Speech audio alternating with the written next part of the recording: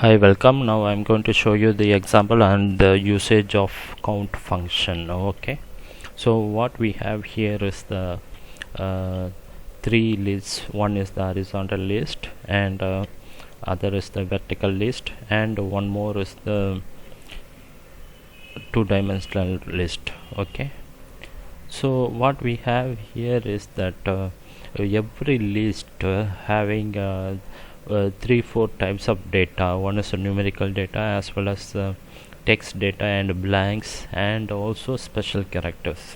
Okay, so we have this list of combination of data is there, and now what I'm going to do is I'm going to show you the usage of count.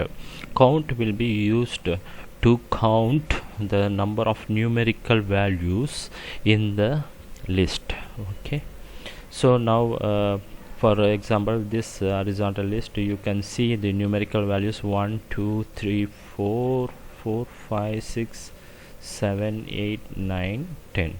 So you want to count the number of numerical values in the list or numerical the numerical cells in the list. You can get by count, and you give the range. Okay, the set of cells, and close the bracket. You can see 10. Okay, this is the number of numerical values in the list. Similarly for vertical list, count,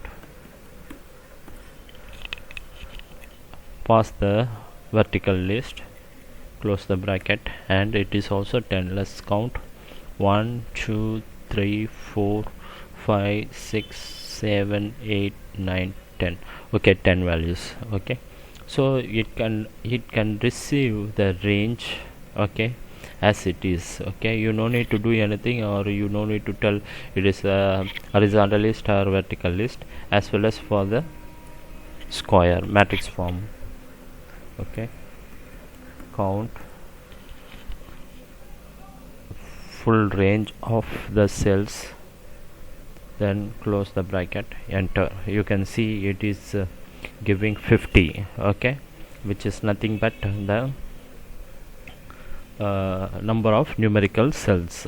Okay, the numerical value cells are 50. Okay, we have 5 columns and 13 rows, totally 65 cells here. Okay, out of 65 you can see 1 2 the orange ones are blanks, 5 blanks, and the blue ones are text, so totally 10, and also special characters 5. 15 cells containing non-numerical, okay, and blanks.